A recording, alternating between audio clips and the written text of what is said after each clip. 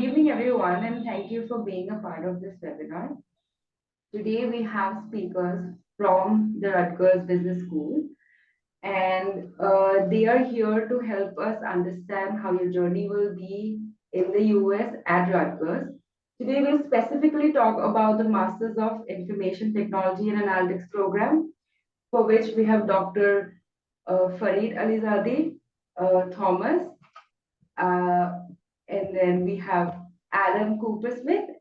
Along with them, we also have a Futurense candidate who has gone through the same journey as you would if you come into this program. And they'll all have answers to all of your questions. And hope this is an insightful session. Dr. Farid, you can go ahead now. Okay, hi, welcome everyone. I just wanted to mention that some highlights of we call it the MITA program, Master of Information Technology and Analytics. This is although this program is in the business school, but it is very technical. Many of our students have engineering or science background. Many also have business school backgrounds, but if you look at their transcripts, they have very healthy mathematics, statistics, computer programming background. The program is administered by the Management Science and Information Technology department at the business school. Our professors are, and I don't want to brag or just go on hyperbole, but truly some of our professors are very well known and world renowned. We have professors that have major international awards in operations research, analytics, information technology, data privacy, machine learning, and so on and so forth. So we have an excellent group of faculty in our department. The program, it has multiple advantages and highlights that I want to make. First of all, it is short for a master's program. It's about 30 credits, which is about 10 courses. So people can finish this in 1 year if they want. However, the typical program, the typical MITA students takes probably finishes 8 or 9 courses for a year, for a fall and spring semester. Then they will have a internship in summer, and then a lot of them continue the internship through the fall semester, and then they take that one extra leftover course in the following fall, and then they graduate. Many of them, if they do a good job, they will stay with the internship company, and they will sponsor them or they will keep them. The program is a STEM.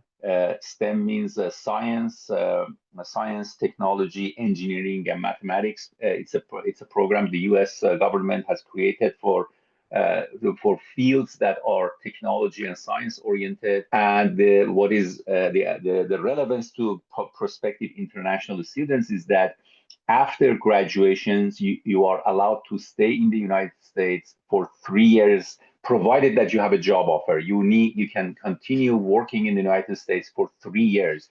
Regular students, other fields, they can only stay for 1 year, but STEM program, they can stay for 3 years. So you will have, if you get a job, you can stay for 3 years in the U.S. at least, and then maybe during that time the company can sponsor you, and then you can get a labor certificate and green card and so on.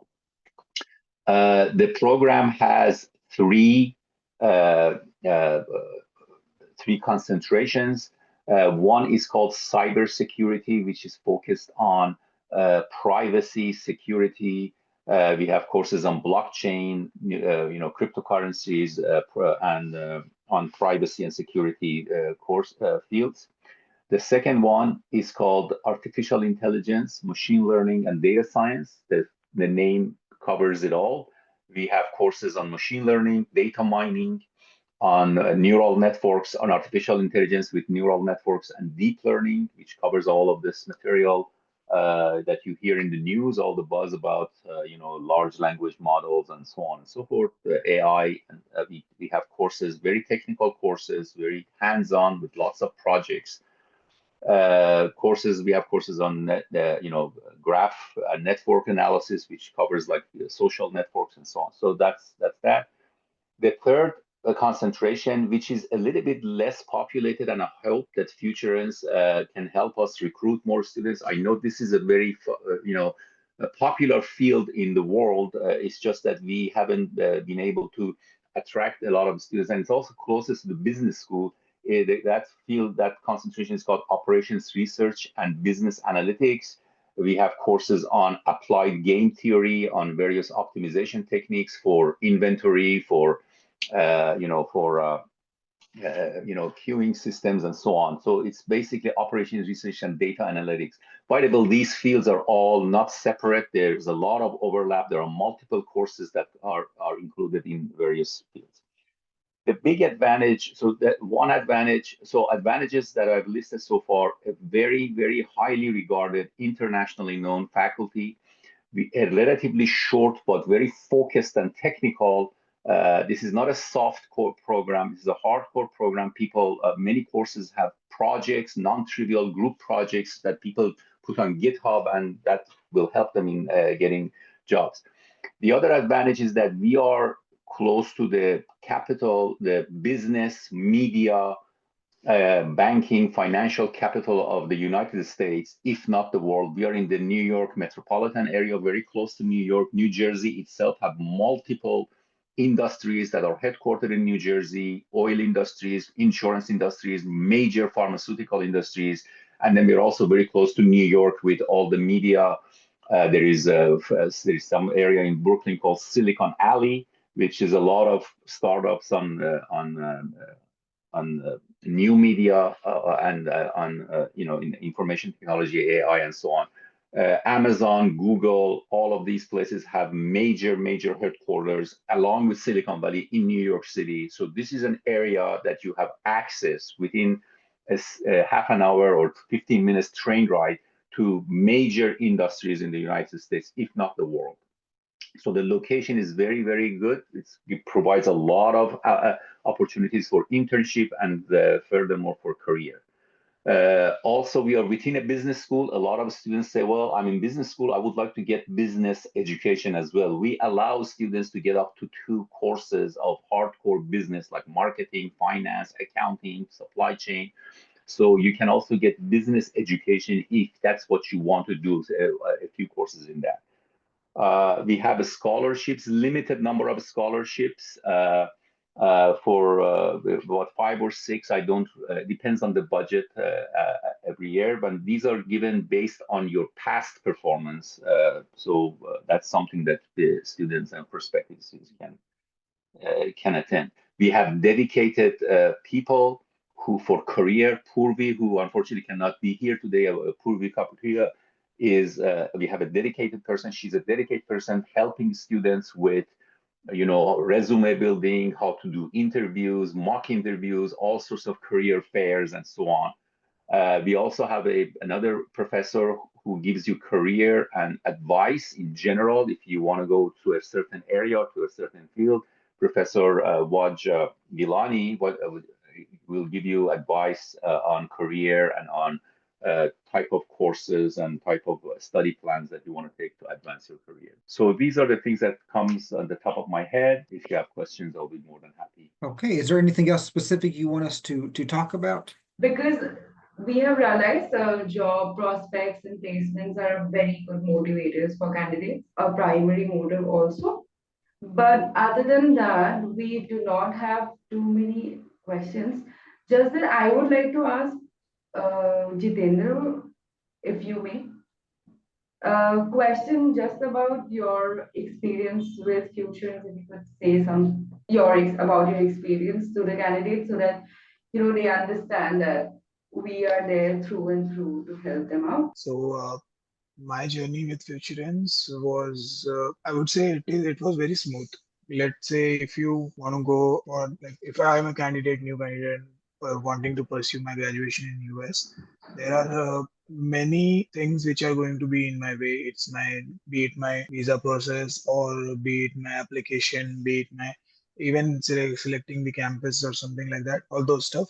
Futurense was there at each and every step. So first, when I was selecting my subjects, my core area where I wanted to, because I'm a supply chain aspirant. Like I was in supply chain before. I worked in supply chain for past 2 years now. So, and before that, I did my graduation in mechanical. So you see, I have a mechanical degree. Then I was in supply chain. Then again, now I wanted to switch my career towards the finance sector, to go more of the business of the finance.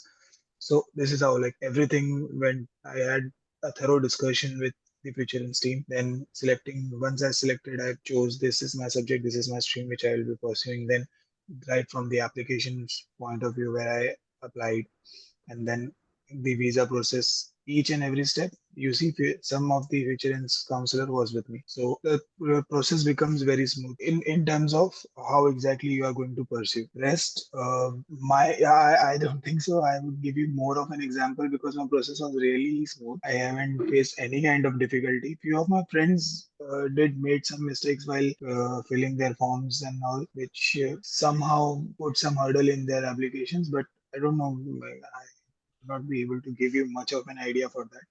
But yeah, if when you say do people face issues with their visa applications and all those stuff? Yes, people do face, and a person with Futurense get things smooth. It becomes easy for them to get through the interview, and also you are interview prepared. You never know how and what question is going to be thrown to you, but with Futurense counselors, each and every question was discussed so that it is not new for you to come like in front of the interviewing officer. Thank you so much.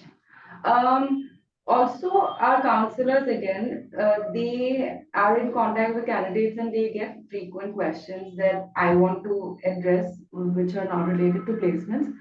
Um, First is, are there any resources to help international students to adjust in the US?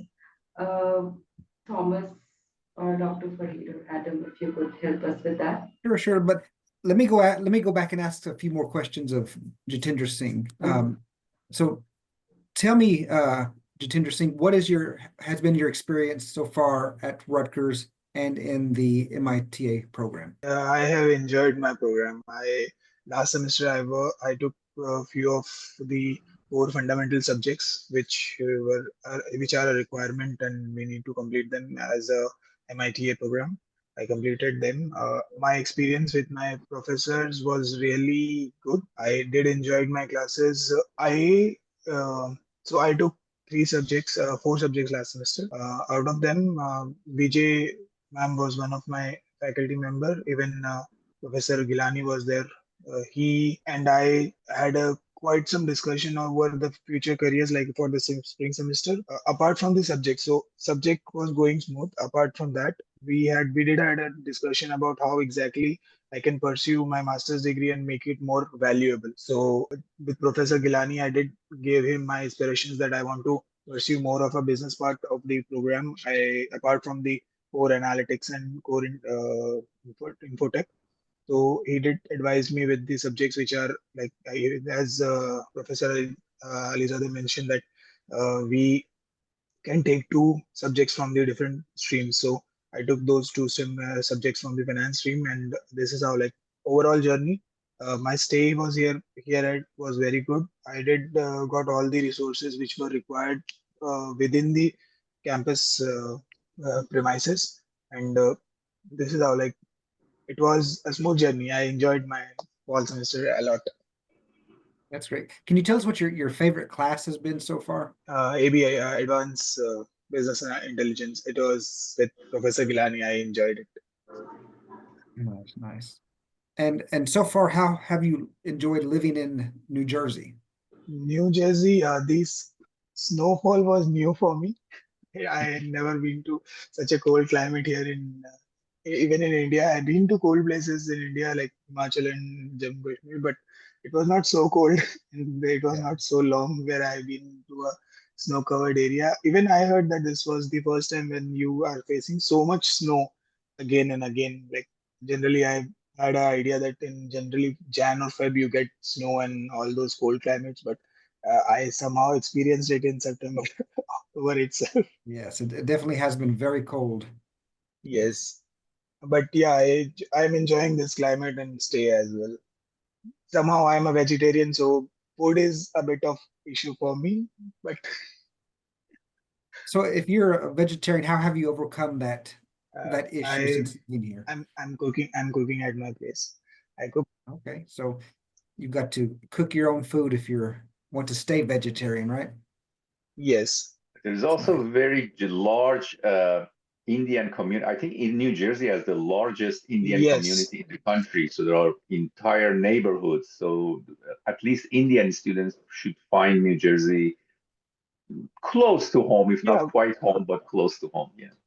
From college, like the business school in New York, if you catch a train, it will take only 10 minutes for you to reach the Indian Square, where you can have any Indian food you want. It's just that if you don't want to spend so much, you can cook at home. But yeah, it is there. There is places where you can visit, even if you want to have spicy Indian foods for both veg and non-veg. We have both the options. Good to know. Good to know.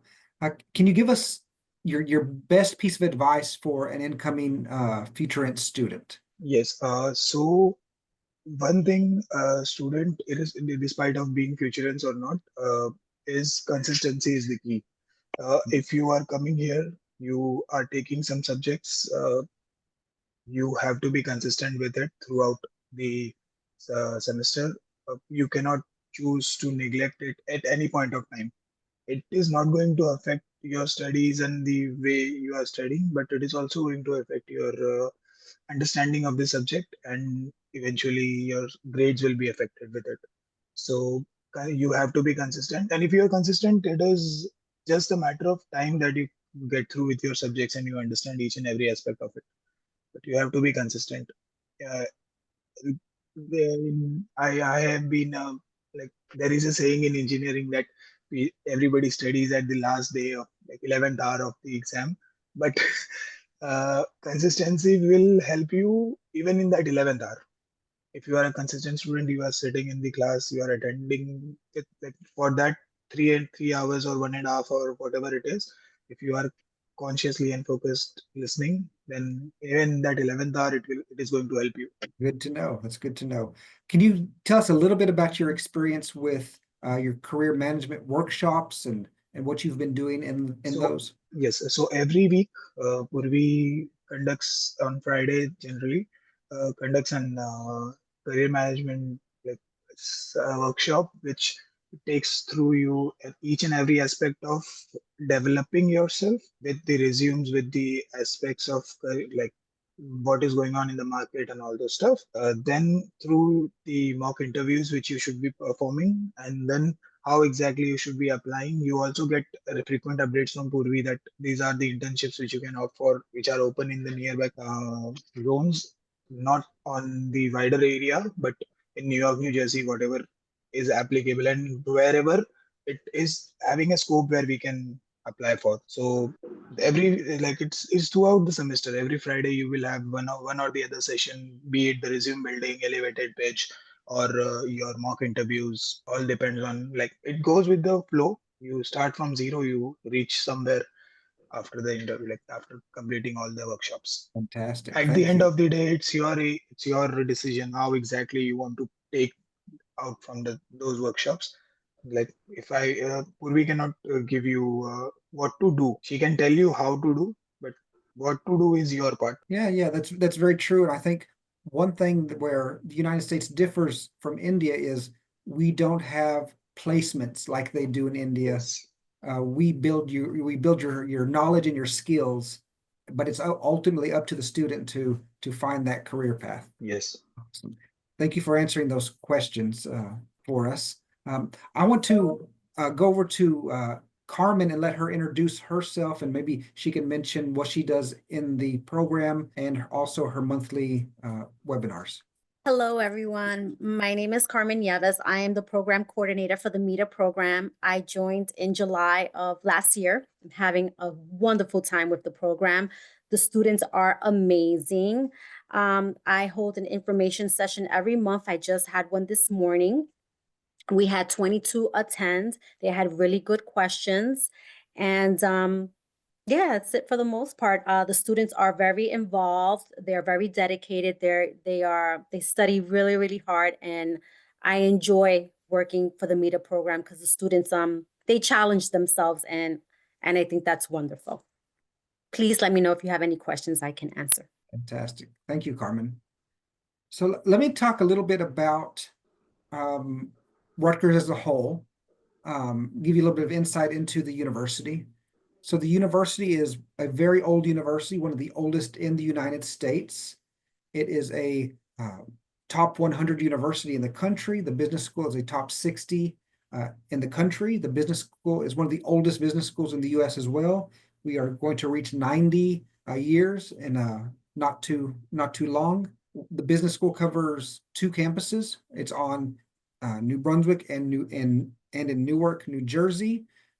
Rutgers as a whole has 3 main campuses in Camden, New Jersey, Newark, New Jersey, and New Brunswick. We also have some satellite campuses across the state. This university has 70,000 students. 10,000 alone are in the business school. Dr. Farid mentioned, I'm sorry, we are in a fantastic location. We are so close to New York City. We have the largest Telugu speaking diaspora in the United States, right here in New Jersey. It's a big corridor of immigrants in the state as well. It's a very welcoming state to immigrants because, you know, immigrants make up such a large workforce in New Jersey because there's so much industry like IT, pharmaceuticals. So we have to bring a lot of smart people in to work in those industries. The state has the second largest Hindu temple in the entire world, just down the way from us towards Princeton. I know people are hearing a lot of different things on the news about visas and coming to the US, but I just want to emphasize that New Jersey is a very welcoming place for international students. On top of that, Rutgers is known, specifically Rutgers Newark, is being known for being the most diverse campus in the United States. So we have students coming from all over the world to join our programs. Yeah, I just wanted to give you a little bit of insight into Rutgers and, you know, the business school as well. I want to toss it over to Adam to tell you a little bit about Big Ten and what it means to Rutgers. Absolutely. So we are a member of the athletic conference, the Big Ten. It's not merely an athletic conference. It is an opportunity for universities across the region to compete both athletically and academically. So the Big Ten includes schools like Rutgers, like the University of Michigan, Northwestern, Ohio State University, Penn State University, all major names that we are working both in competition and collaboratively with. So the nice part about being a member of the Big Ten is not only being a member of the Rutgers community, but being members of a greater community at large, where you can share information as well as root for your favorite teams, put on some red face paint, go to a football game. It's a unique experience coming to the US and experiencing college athletics, whether you are participating on the field or on the court or in the stands. So it's one of the things outside the classroom that I highly recommend students take advantage of.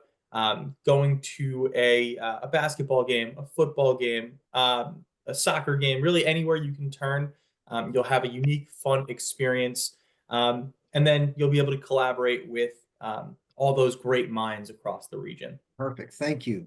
So one point is we know you're coming here for your education. You want to focus on getting good grades, getting a job, but don't forget there's things you can do like attend basketball, football games, and there's so many different places in New York City to visit, museums.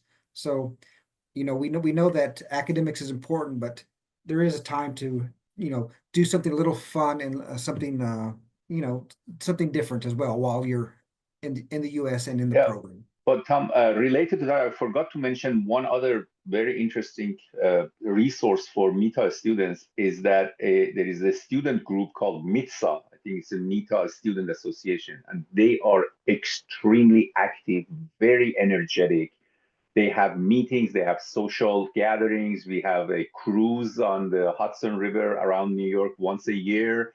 There are all sorts of events, informal and formal gatherings, networking with alumni, and so MITSA is a very, very nice resource that MITA students will have access to. So both social events and the intangibles that you mentioned, and also advice, handholding, big brother, big sister helping of the new students. So that's something that you're very proud of our students, and very, very proud of, and they constantly pressure us to do things. So it's actually a good thing. Because of their pressure and because of their requests, we have done things, and so that's something that the MITA students want to keep in mind. That's a very good resource. That's a fantastic point. I'm going to copy and paste their LinkedIn in the chat box. Yeah. We encourage you to connect with them.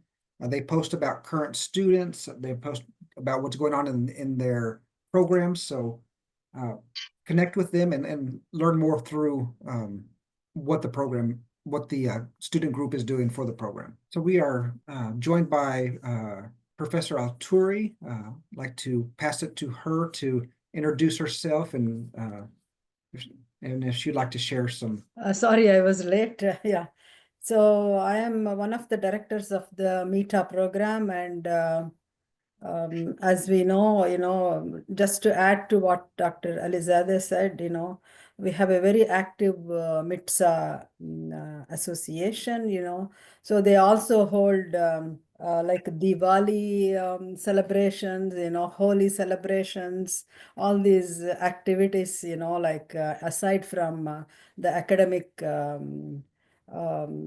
vein, so also they help with housing, when they first come in, how to go about finding apartment, where to live, what courses to register for, what would be useful, what are the career paths. So these are the things that are very, they are very active in that. And also I would like to add to another distinguishing feature of RBS is that every specialty master's program has a career services person associated with that. So we have exclusively one for MITA program, and a student will be connected to that person right from the beginning. So they have to register for a workshop of a few weeks where there will be a one-on-one sessions with every student where her name is Purvi Kapuria. She will help with resume writing, how to prepare for interviews, and how to market yourself, like what would be, how to highlight your strengths, all these things are very, very beneficial, So that is another help that you can get from being at RBS, yeah. I'm saying thank you so much for sharing that thought. Anyway, if you could give us some insights on, since we were at it, like in campus experiences, do you think there are opportunities for our candidates to do research assistant jobs or teaching assistantships under professors? Are there any opportunities like that? We do have limited opportunities. For example, as an F1 student, a student can actually work on campus. Maybe, there are, I think we used to have a lot of more opportunities. Now, because of the limited time they are here, they are probably hired in the IT department, in places like that, or in the communications department to help with the web page development of RBS, different units within RBS, etc. And occasionally also based on the skills of the students, as faculty have grants, they may hire as research assistants, Right. but that is maybe I would say 2 or 3, in a year, no more than that, Right. Um, Yeah, Additionally, some of our students work as graders, for the undergraduate courses, so there is a possibility, Yes. but I wouldn't say that there are a lot of opportunities out there. But I think, MITSA also helps with them, in the sense if a student is graduating, that student will help or recommend another of his juniors to that particular position, so that there will be some continuity and so on, so those things happen through senior students, and so so that is about it, and also I would like to mention that there are few scholarships that we offer. These are all merit-based scholarships. Indeed, we have 6 of them per in the academic year. So to be eligible, a student needs to have a GRE score. So they have to do a GRE or a GMAT exam. So they will be then eligible to be considered for these scholarships. Maybe you want to convey that to your students as well. one thing I want to add about the research is that historically, MITA was created to be a stepping stone towards a PhD program. However, it didn't work that way. Most MITA students decided that they're going to get their master's and go to job market. We do have a course called Capstone Project, which is a regular course. However, the way it works is that a student goes to a professor and the two of them decide on a project. There they can be, depending on the professor, depending on the student, depending on what they work on, they can have work on research projects as well. Also, the path to PhD is still open. That is, a MITA students after graduation can apply to Rutgers and to our program and say, hey, I'm so interested in these fields. I want to get very deep into this field and become a PhD student. So that is also available. One advantage, although I shouldn't mention this because being a PhD student means that you are really dedicated to the field. The one side advantage of being a PhD student is that then once you get your PhD, you are not in this regular line, which takes 10 years, 15 years, I don't know, for Indian students to get, citizenship. If you have a PhD, it is a faster track, it's a different track. So I wouldn't use that as one of the reasons you want to become a PhD student, but it's a side benefit of that. I would like to add to that in the sense, my current PhD student was actually a MITA student. So now she is a PhD student, So what we look for when we actually admit in the PhD program is like they have to have the passion to do research, Exactly. It is not like, if you Another don't get degree. a job, we don't take them, if that is your reason to join the PhD, Exactly. It is more like a lifetime commitment, just like a doctor, a physician is committed to her or his life to dedicate to the patients, Similar is like a PhD program. You have to continue doing your research throughout your career, So if you want to get a software engineer position and use this PhD as a stopgap, we won't admit to those students, So that is just, I just want to stress that aspect, Yeah. They have to be really passionate because you're at the best time of your life, at the height of your youth and wisdom together. You spend 3-4 years on a relatively low salary where you could go somewhere. So you really have to love the subject and be willing to work on it as if it's fun and not work. So PhD career could be very rewarding for people who are passionate about the subject. On that note, if you could give us an example of an exciting project that your students conducted or you saw it through your journey at Rutgers? Yeah, for example, my current PhD student, Mian Yang, is working on how to use large language models such as ChatGPT to automatically extract security rules that are more written in plain English, and how we can actually extract them in such a way that they can be directly implemented in a system. So that is, at a high level what she's doing. She's also working with, in the same vein, about the privacy policies that are published on web pages. Like a company will publish, okay, I'll collect your information and I'll share this with XYZ. And these policies are typically like 2-3 pages long and in small print and so on. And it is very difficult to discern what exactly they're saying. So what she's working on is, again, using large language models to make people understand what exactly they mean. Like, are you collecting personal information, sharing with third parties or not? What is the risk associated with that? And based on that, users will have a clear understanding of whether to actually share the information with that particular party. So these are some of the things that she's working on currently. And she's just a third-year student and just begun working. Yeah, she Very has a couple of interesting. publications so far. Yeah. Yeah. And some of our faculty are actually working on, for example, I work in security and privacy.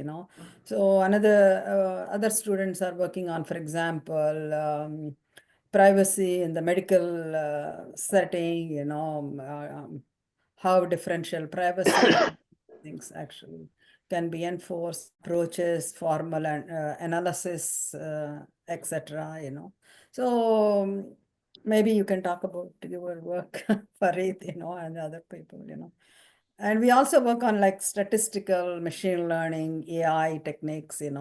So indeed, one of our past projects was using machine learning techniques to automatically devise security rules. So these are some of the things are like interdisciplinary. We use the security and machine learning as well. So maybe Farid can talk about some of the other faculty research. Yeah, we have, as I mentioned, we have faculty here who are very famous, have won, major international awards. Uh, some of them are working on operations research, on optimization techniques. Optimization is a field that existed before, and it's a very old subject. But it turns out that for machine learning, for neural networks, AI, and so on, the engine that makes these things work is actually an optimization. That is, at the end of the day, you have data, you have some model, and basically you're trying to fit the best model. And that involves sort of optimization. We have a lot of people who are working in optimization. Professor Gurbuz Balaban, who is expert on a field that basically uses optimization techniques for machine learning. He has a class for MITA, which is also a joint PhD course, and we get a lot of students from all over campus flocking to the course to learn. We have another professor we just hired about a year and a half ago, Professor Arunesh Sinha. He is also very interested in language models, in neural networks. His course, I used to teach that course then I went on sabbatical and he took over. And then he has done such a great job. And I said, okay, you teach that course. It's on neural networks. And his research is also very much related to that area and field. Very knowledgeable, very smart person in that field. We have students, we have professors working on simulation, on Monte Carlo techniques. We have, major people who are editor-in-chiefs or editors of major journals, Professor Eckstein, Professor Borosh, Professor Ruzinski are Professor Katahakis and so on. These are all very famous people in their fields working on various areas. Also, in my courses at MITA, when possible, when the course is appropriate, we always give group projects. So I teach, for example, machine learning, a popular machine learning course, and one of the things in the requirements is to have a group project. So 3 or 4 students get together, go to Kaggle, get one of the Kaggle competitions. These are all real messy data sets, gigantic data sets with all sorts of things, and they do real world projects. A lot of the Kaggle data sets, as you may know, companies or various organizations dump their data and say, hey, we have this data, please help us do this and that. And some of them may have already been finished, but our students go and look at those and use the techniques they learn in the course and do very interesting and exciting stuff. And some of these are so good, they put them on their GitHub page, and that could help them in getting job offers. So that's essentially what a lot of this part of what we do. Thank you so much for sharing that. So Thomas, if you allow me, we can conclude this session today and we can join in again with Purvi with the placement and job aspects of Rutgers. Sounds good. Yeah. All right. Thank you so much to all of you for sparing your time. It has been an insightful session. Thank you so much.